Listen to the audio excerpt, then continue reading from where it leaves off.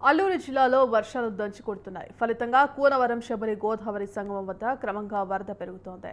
శబరి గోదావరికి క్రమంగా వరద నీరు పోటెత్తుతుండటంతో నిర్వాసితులు ముందస్తుగా సురక్షిత ప్రాంతాలకు ట్రాక్టర్లతో ఇంటి సామగ్రిని తరలిస్తున్నారు. విఆర్పురం మండలం వడ్డిగూడెం గ్రామస్తులు ఎత్తైన ప్రదేశాలలో ముందస్తుగానే పునరావాసాలలో పాకలు నిర్మించుకుంటున్నారు. మరోవైపు జిల్లా కలెక్టర్ దినేష్ కుమార్ ఆదేశాలతో చింతూరు ఐటీడీఏ పీఓ అపూర్వ భరత్ 4 మండల ప్రజా ప్రతినిధులు నిర్వాసితులతో వరద సమీక్షలు నిర్వహించాలని అధికారులు అప్రమత్తం చేశారు.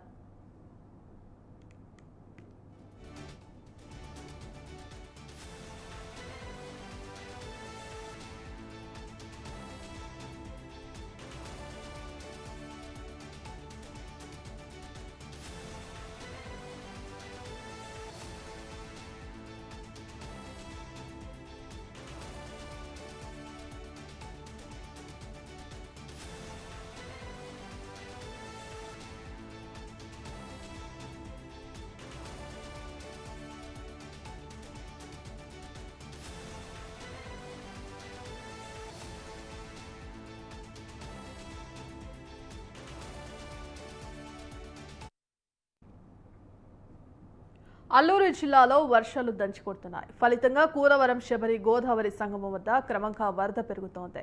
శబరి గోదావరికి క్రమంగా వరద నీరు పోటెత్తడంతో నిర్వాసితులు ముందస్తుగా సురక్షిత ప్రాంతాలకు ట్రాక్టర్లతో ఇంటి సామాగ్రి తరలిస్తున్నారు. విఆర్పురం మండలం వడ్డిగూడెం గ్రామగ్రస్తులు ఎత్తైన ప్రదేశాలలో ముందస్తుగానే పునరావాసాలలో పాకాలు నిర్మించుకుంటున్నారు. మరోవైపు జిల్లా కలెక్టర్ దినేష్ కుమార్ ఆదేశాలతో చింతూరు ఐటీడీఏ పీఓ అపూర్వ భరత్ 4 మండలాల ప్రజా ప్రతినిధులు నిర్వాసితులతో వరద సమీక్ష సమావేశాలు నిర్వహించి అధికారులను అప్రమత్తం చేశారు.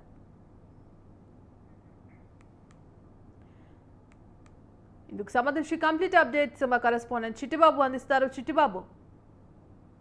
Bhagyashree, good morning. మనం చూసుకుంటే అల్లూరు సీతారామరాజు జిల్లాలో ఉన్నటువంటి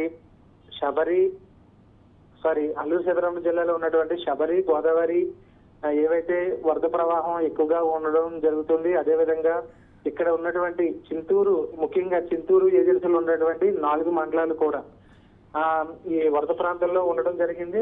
వాటికి ఇప్పటికే కూడా కలెక్టర్ ఆదేశాలతో అక్కడ ఉండేటువంటి ఎవరైతే నిర్వాసితులు ఉన్నారో వీళ్ళందరినీ కూడా సురక్షిత ప్రాంతాలకు అయితే తరలించడం జరిగింది. అయితే శబరి గోదావరి పెరుగుతూ ఉండడంతో అక్కడ ఉండేటువంటి ప్రజలు కూడా సామగ్రిని అంతా కూడా సర్దుకుని వేరే సురక్షిత ప్రాంతాలకు అయితే వెళ్ళడం జరుగుతుంది.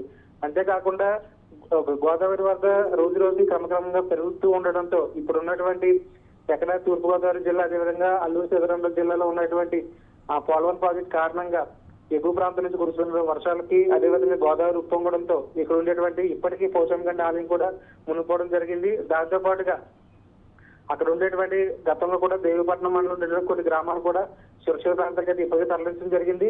దాంతో పాటు చింతూరు డివిజన్ లో ఉండేటువంటి 4 మండల ప్రజలు కూడా ఇప్పటికే సురక్షిత ప్రాంతాలకి వెళ్ళడం జరిగింది. ఒకవైపు భద్రాచలంలో నిన్న 18 అడుగులు ఉండగా ఈ రోజు అయితే 19 అడుగులకి చేరుకోవడం జరిగింది.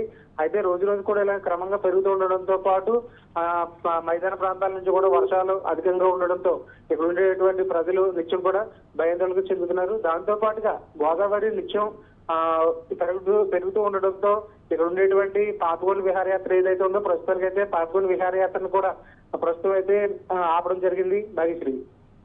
Right, thank you Chittibabu.